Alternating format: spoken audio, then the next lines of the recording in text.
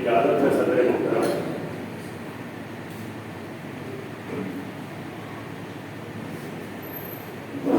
صاحب ہماری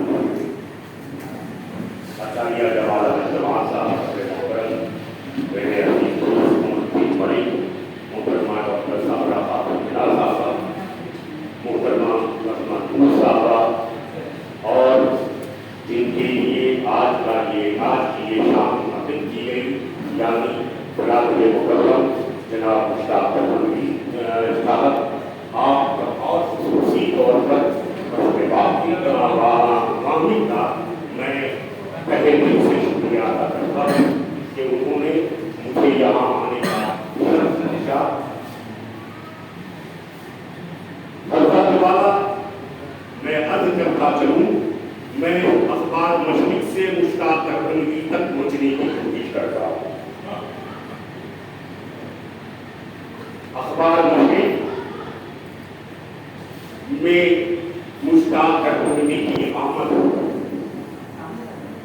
ان کے ساتھ ساتھ کئی لوگوں کی وہاں آمد ہو، کچھ اس کے ٹھہرتے ہیں نکل جاتے ہیں، پھر جو اس کے ٹھہرتے تھے وہ بھی نکل جاتے ہیں، یعنی اخبار مشرق میں یعنی صحافت میں یہ سفر جاری ہوتا ہی رہتا ہے۔ لیکن مشتاق ترنوی واحد شخصیت ہے جو آغاز کا آخر اسی اخبار مشرق سے منسلک رہا۔ یہ کم اس کی بات نہیں ہے کہ ایک شخص نے، جبکہ صحافت کی ملازمت تو یہ ہے کہ جہاں بھی اچھے آفر آئے کسی کو بڑی آسانی سے تیار کر کے چلا جاتا ہے۔ مشرق سے آزادین سے عوامی نیوز سے سہارا سے آچار، اس میں کوئی بھی بات نہیں ہے، سب اپنی جیب کی فکر میں لگے رہتے ہیں۔ لیکن انہوں نے اول تا آخر جو وفاداری اخبار مشرق کے ساتھ نبھائی تو اخبار مشرق نے ان کے ساتھ بھی وفاداری نبھائی، ورنہ اخبار مشرق حدیث کے ساتھ وفاداری نہیں باقی ہے، یہ بھی اپنی جگہ فیکٹ ہے۔ انہیں جس کی بھی ضرورت جس وقت ہوئی اسے لے لیا، جس وقت ضرورت نہیں ہوئی اسے نکال باہر کیا۔ یہ اخبار کی مجبوری ہے، شخصیت کی مجبوری بالکل نہیں ہے۔ تو میں نے اخبار مشرق کا ذکر کیوں کیا کہ میری پہلی ملاقات مشتاق ترنوی سے اسی اخبار مشرق کے دفتر میں ہوئی۔ یہ بات بھی آپ تمام لوگ یاد رکھ لیجئے کہ بہت کم لوگ ہوتے ہیں جو جناب وسیم الحق یا جناب نبی الحق سے ملنے کے لیے اخبار مشرق کے دفتر میں جایا کرتے ہیں، بہت کم لوگ۔ اس لیے ایک تو ان کے پاس ڈر کہ اگر ایڈیٹر صاحب کے پاس گئے تو وہ اس سے ملیں گے کہ نہیں، یا پھر ان کی شخصیت کا روح بھی لگتا ہے۔ لیکن مشتاق ترنوی اور حلیم صابر صاحب سے ملنے کے لیے ہر وقت وہاں لوگ موجود رہتے ہیں، کسی کو اصلاح، کسی کو ٹائپنگ، کسی کو یہ، کسی کو وہ، بہت سارے کام وہاں انجام پاتے ہیں۔ تو میری ملاقات مشتاق ترنوی سے وہی ہوئی تو میں نے دیکھا کہ مشتاق ترنوی جس تنہائی سے کام کرتے ہیں دفتری کام، اسی تنہائی سے ادب کے کام بھی کرتے رہتے ہیں اور خود سے زیادہ دوسروں کو پروجیکٹ کرنے کی فکر میں مبتلا رہتے ہیں۔ آپ دیکھا ہوگا کہ ابھی صابرہ صاحبہ نے مختلف کتابوں کا نام لیا، میں پھر ان کا کتابوں کا نام لینا نہیں چاہتا ہوں۔ آپ نے دیکھا ہوگا کہ انہوں نے شاعر اور شاعرات کی ایک ڈائریکٹری بھی مرتب ہے اور عالمی پیمانے پر بھی ہے۔ کون سا ایسا شاعر اور ادیب نہیں ہے جو اس کتاب میں گوش پر آواز کا اس کتاب کا نام ہے، اس میں موجود نہیں ہے۔ تو یہ ڈائریکٹری دراصل ان کو زندہ رکھنے کے لیے کافی ہے۔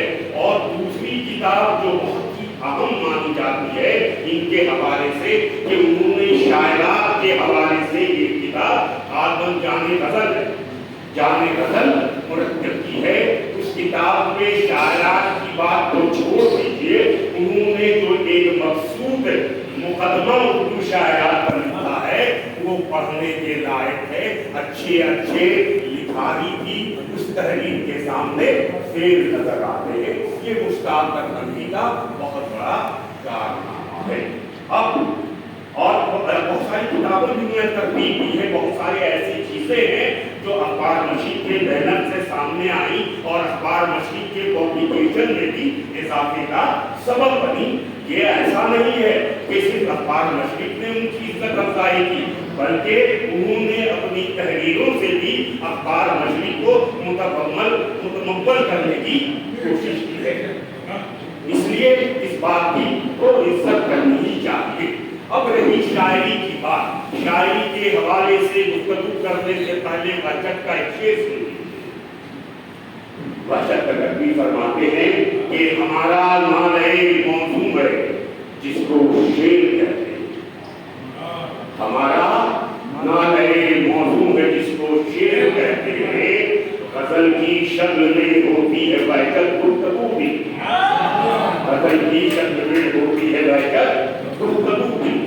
और इसको भी जाने दीजिए, बहजत से बहुत साल कबल बहादुर शाह जफर ने एक शेर कहा था कि सफर फजूल है इस संग जुस्तजू करना, सफर फजूल है इस संग जुस्तजू करना, गजल बमाने है औरत से गुफ्तगू करना, गजल बमाने है औरत से गुफ्तगू करना।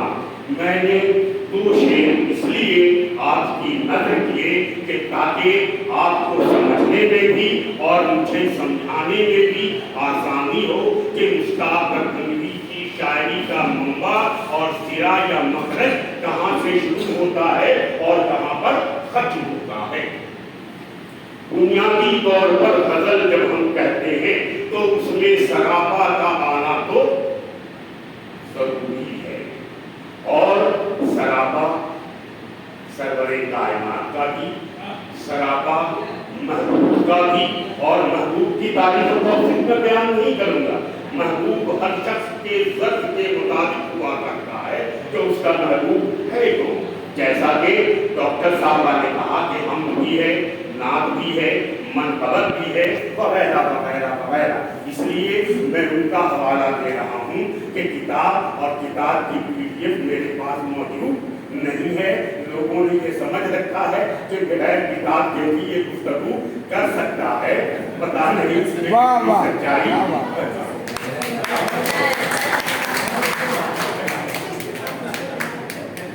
इतनी बात तो तय है कि मुश्ताक बरखंडी मासूम सिफत बेज़र रानी है।